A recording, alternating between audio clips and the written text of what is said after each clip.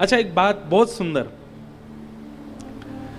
भगवान जानते थे कि ये माया मृग है, ये वास्तविक मृग नहीं है, ये वास्तविक हिरण नहीं है, ये माया का है।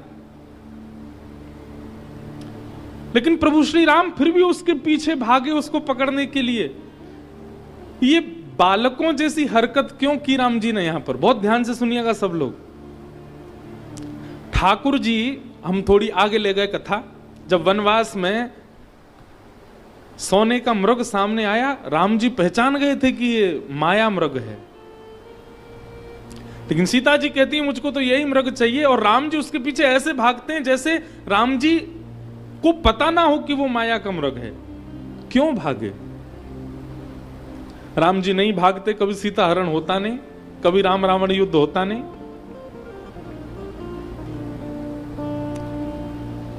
बहुत सुंदर बात। जब वनवास के लिए राम जी जा रहे थे तो सबको प्रणाम कर रहे थे। दशरथ जी तो अचेत अवस्था में हैं, प्रणाम करके आए। कैकेयी मैया को प्रणाम किया, कौशल्या मैया को प्रणाम किया, सुमित्रा जी को प्रणाम किया, संपूर्ण नगर को प्रणाम किया, और अंत में राम, लक्ष्मण और श्री सीता जी गुरु वशिष्ठ को प्रणाम करने गए।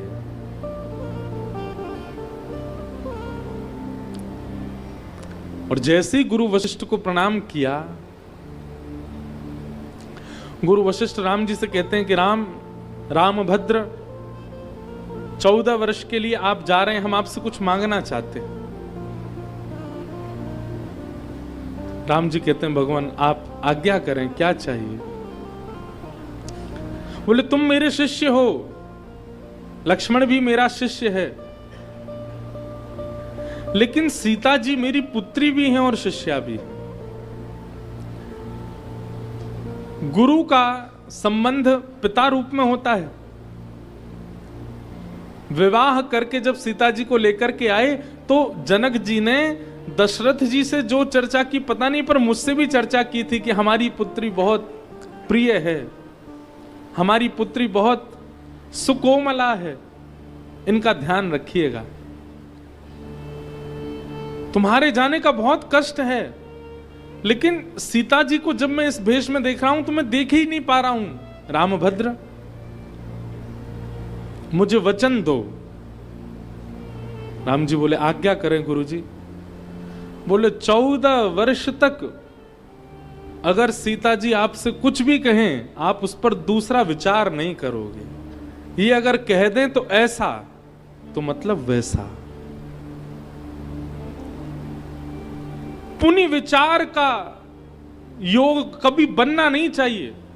मैं दृष्टि में नहीं रहूंगा 14 वर्ष तक, पर तुम मुझे वचन देकर के जाओगे। ये मेरी पुत्री है, मेरी शिष्या है, मेरी बहू है, 3 संबंध है मेरे।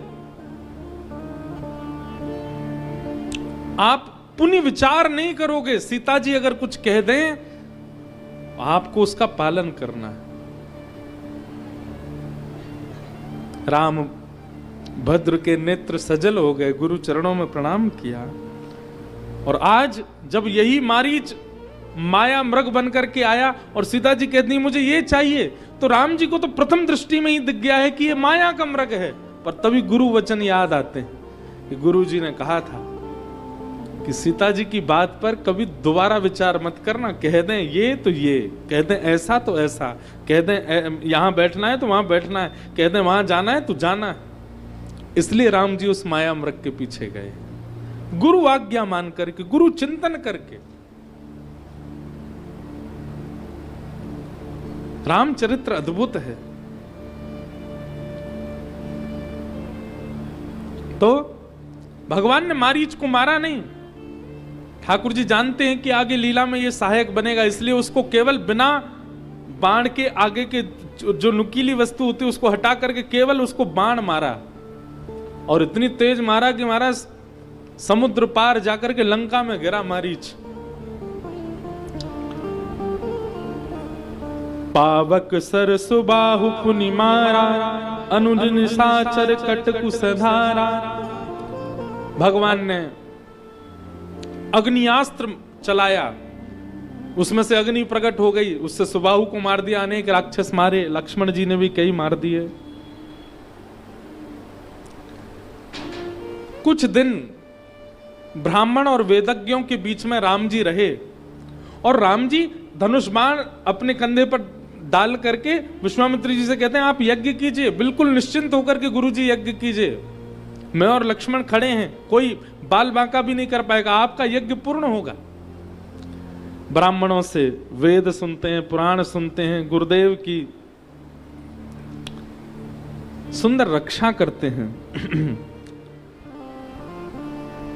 धनुष यज्ञ सुनि रघुकुल नाथा, धनुष यज्ञ सुनि रघुकुल नाथा, धनुष यज्ञ सुनि रघुकुल नाथा, धनुष यज्ञ सुनि रघुकुल नाथा, हर्ष चले मुनिवर के साथा, हर्ष चले मुनिवर के साथा, हर्ष चले मुनिवर के साथा, हर्ष चले मुनिवर के साथा, धनुष यज्ञ सुनि रघुकुल नाथा, धनुष यज्ञ सुनि रघुकुल नाथा। धनुर्यज्ञ की बात सुनकर के राम भद्र लक्ष्मण जी चल पड़े गुरुदेव के साथ में। चलते चलते तभी मार्ग में एक आश्रम दिखाई दिया। कैसा आश्रम है? आश्रम एक देख मगमाही, आश्रम एक मगमाही, खग मृग जीव जंतु तह नाही,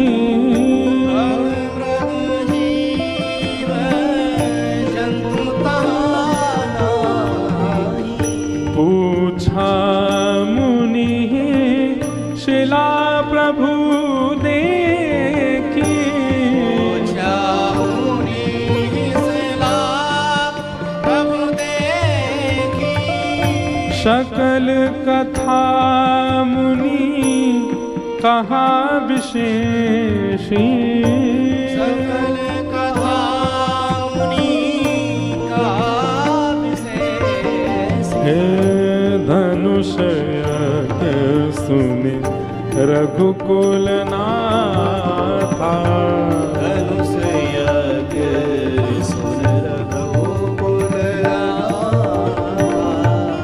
हर्ष चले मुनिवर के साथा, हर्ष चले मुनिवर के साथा, धनुष यज्ञ सुनि रघुकुल नाथा, धनुष यज्ञ सुनि रघुकुल नाथा। राम जी विश्वामित्र जी के साथ जा रहे हैं, तभी एक आश्रम दिखाई दिया। रूप से तो वो आश्रम लग रहा था, परंतु व्यवस्था से आश्रम जैसी भावना उत्पन्न नहीं हो रही थी। कैसे? खग मृग जीव जंतु तह नाही। आश्रम की शोभा है कि आश्रम पर कभी कभी गैया हो, पशु पक्षी हो, थोड़े थोड़े आदि ऐसे भ्रमर डोल रहे हो, तितलियां उड़ रही हो, ऐसे बाग बगीचे पुराने घरों के लोग बाहर रखते थे। आजकल तो फ्लैट में रहते हैं, अब कहां से आमे ऐसे। राम जी भी हमारे घरों को देख करके ऐसी भावना ही रखते होंगे। ये कैसे घर है? यहाँ पे तुलसी के पौधे तो है नहीं, यहाँ पे द्वार पे गैया तो बंधी नहीं है, यहाँ पे एक भी पौधा तो लगा नहीं है, पुष्प तो है नहीं, ये कैसे घर है? बंबई दिल्ली में रहने वाले लोग, उनके घरों को देख के राम जी यही कहते होंगे, क्योंकि घरों की शोभा तो तुलसी हो, वहां पर पौधे हो, थोड़ी तितलियां घूम रही हो, भौरे पुष्पों पर बैठे हो, तब शोभा बढ़ती है घर की। घर का प्रारंभ प्रवेश ऐसा ही होना चाहिए, भले एक तुलसी होनी चाहिए। राम जी बोले गुरुदेव ये आश्रम तो है, परंतु ये आश्रम बड़ा विचित्र सा लग रहा है, यहाँ पर कोई जीव जंतु नहीं दिख रहे, कोई बढ़िया फुलवारी नहीं है, कोई ऐसा लग रहा है कि पहले कभी यहाँ लोग रहते होंगे, अब कोई रहता नहीं। और तभी मार्ग में एक बड़ी सी शिला रखी है, ये शिला कैसी विचित्र और बीच मार्ग में है। तब विश्वामित्र गुरु ने पूरी कथा बताई और कहा, गौतम नारी श्राप बस उपल देह धरि धीर, चरण कमल रज चाहती, कृपा करहु रघुवीर। सबको कथा तो पता ही है, विदित कथा है। गौतम ऋषि, उनकी नारी है ये अहिल्या, इससे एक अपराध बना था। क्या अपराध? बहुत सुंदरी थी, इसका रूप बहुत सुंदर था, पातिव व्रत में रहती थी। इसके रूप को देख करके एक दिन इंद्र मोहित हो गए और इंद्र गौतम ऋषि का रूप बना करके आ गए। इन्होंने जब इंद्र को देखा, आए तो वो गौतम ऋषि के रूप में थे, परंतु ये देख करके पहचान गई कि ये इंद्र है, मेरे पति नहीं है, पति का रूप धारण करके आए हैं। उस समय इनको थोड़ा अभिमान हुआ कि मैं इतनी सुंदरी हूं, मेरा रूप इतना सुंदर है कि मेरे रूप पर देखो, स्वयं इंद्र रूप बदल करके आया है मुझसे मिलने के लिए। और तभी वहां गौतम ऋषि का आगमन हो गया। गौतम ऋषि ने आकर के देखा कि इंद्र रूप बदल करके खड़ा है और गौतम नारी उनसे चर्चा कर रही हैं। अब ऋषि तो ऋषि हैं, वो देखते ही पहचान गए, बोले कि ये जानती थी, सबसे पहले तो इसका अपराध किए, मेरा रूप धारण करके आया, इसको तो दंड देंगे ही, परंतु ये तो जानती थी, ये जानती थी कि ये मैं नहीं हूं, ये इंद्र रूप धारण करके आया है, फिर भी उससे चर्चा कर रही है। इंद्र को तो श्रापित कर ही दिया, पत्नी को भी श्राप दे दिया। तुमने जानबूझ करके, जानते हुए भी कि ये मैं नहीं हूं, उससे संवाद किया, जाओ शिला का रूप धारण कर लो। तब से वो शिला रूप में ही हैं। राघव जी, अगर आपकी चरण रज प्राप्त हो जाए तो ये मुक्त हो जाएंगी अपने इस अपराध से। राम जी तो इतने संकोच में आ गए, गुरु जी आप कैसी बात कर रहे हैं, हम तो कुमार बालक हैं, हम कैसे अपनी चरण रज पधरा दें। और गौतम ऋषि तो बड़े श्रेष्ठ ऋषि हुए, उनकी पत्नी भी श्रेष्ठा रही होंगी, हम तो अभी कुमार बालक हैं, हम कैसे अपनी चरण रज पधरा दें।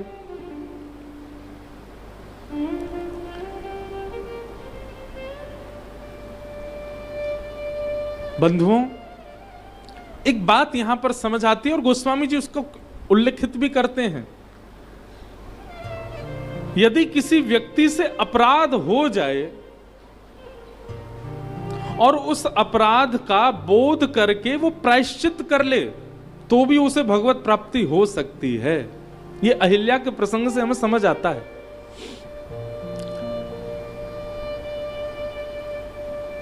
हम लोग अपराध करते हैं, ये एक बात है, पर अपराध को अस्वीकार कर देते हैं, ये बहुत बड़ी बात है। जिस दिन हम अपराध को अस्वीकार कर देते हैं, ठाकुर जी हमारा नाम ही हटा देते हैं मिलन से, बोले इससे मिलना ही नहीं। अपराध किया तब तक भी हमारी लिस्ट में नाम रहता है ठाकुर जी के में। कितने अपराधियों को ठाकुर जी मिले, पर अपने अपराध को अस्वीकार कर देते हैं और अस्वीकार करके स्वयं को निरपराधी घोषित करने में लग जाते हैं। ठाकुर जी उससे दूरी बना लेते हैं। अहिल्या का अपराध था और उन्होंने अपने आप को शिला रूप में रहना मंजूर समझा। मैंने अपराध किया है, पतिव्रता धर्म निभाना चाहिए था, वो भी छोड़ करके मैंने जानबूझ करके जानते हुए भी इंद्र का संग क्यों किया? विश्वामित्र जी बोले, दया करो राम। कई कवि, कई वक्तागण कहते हैं कि राम जी ने अपने चरण स्पर्श नहीं कराए, वे तो बड़े संकोच में थे, वे तो बहुत संकुचित हो रहे थे, कैसे अपने चरण छुपा दूं। लेकिन ठाकुर जी ने जैसे ही चरण उठाए हैं शिला के ऊपर, चरणों में से रज अपने आप ही गिर करके, मानो रज जो है, मानो पृथ्वी के कण जो हैं, वे भी राम जी के संकोच को समझ गए कि प्रभु बहुत संकोच में हैं, चरण रखने में उनको बहुत पीड़ा होगी।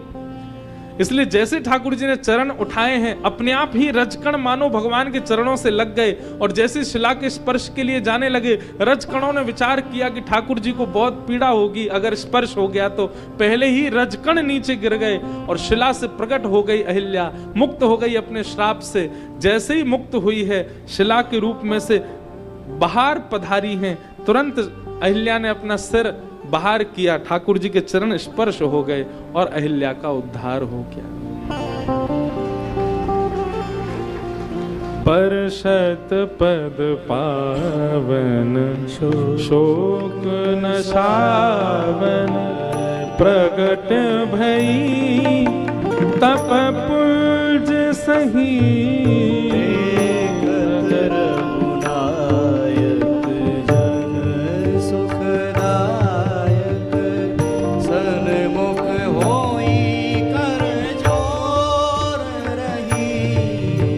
अति प्रेम अधीरा पुलक शरीरा, मुख नहीं आवई बचन कही, अतिशय बड़वानी चरणन लागी, जुगल नयन जल धार बही। जैसे ही भगवान के श्री चरण कमलों का स्पर्श प्राप्त हुआ, अपने शाप में युक्त होकर के तप कर रही अहिल्या प्रकट हो गई। देखत रघुनायक जन सुखदायक, सन्मुख होई कर जोर रही। राम जी का मुखमंडल देख करके, राम जी के सुंदर विग्रह को देख करके हाथ जोड़ करके खड़ी हो गई। अति प्रेम अधीरा, प्रेम अधीर होने लगा, और प्रेम जब अधीर होता है तो क्या होता है? पुलक शरीरा, शरीर कंपायमान होने लग जाता है। मुख नहीं आवन वचन कही, शब्द आने आ तो रहे हैं पर बोल नहीं पा रही हैं। अतिशय बड़े भागी चरणन लागी, जुगल नयन जल धार बही। नेत्रों से विरल अश्रुधार गिर रहे हैं। धीरज मन की प्रभु कहु चीना, रघुपति कृपा भगति पाई, अति निर्मल वाणी अस्तुत ठाई।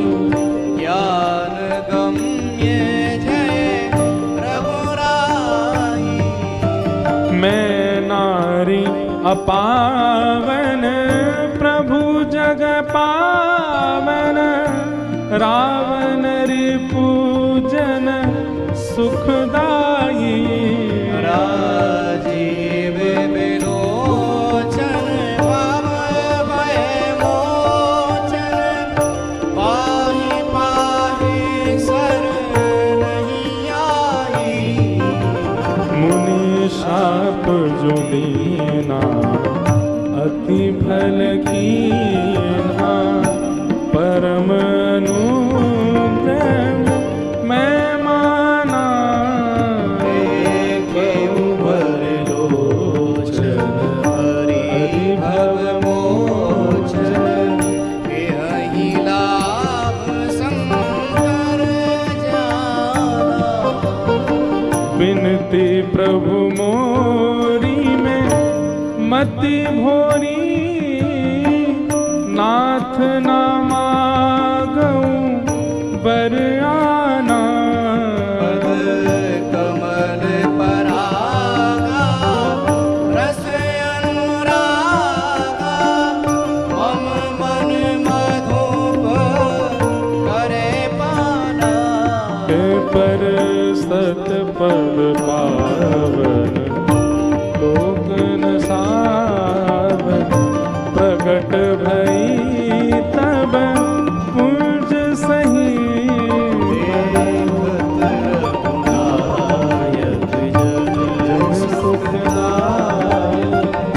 सन्मुख होई कर जोर रही पर सत पद पावन पर सत पद पावन पर सत पद पावन।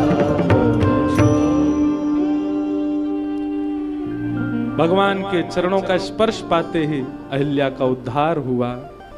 आज मुनि के द्वारा दिए गए श्राप को भलाई मान रहे हैं।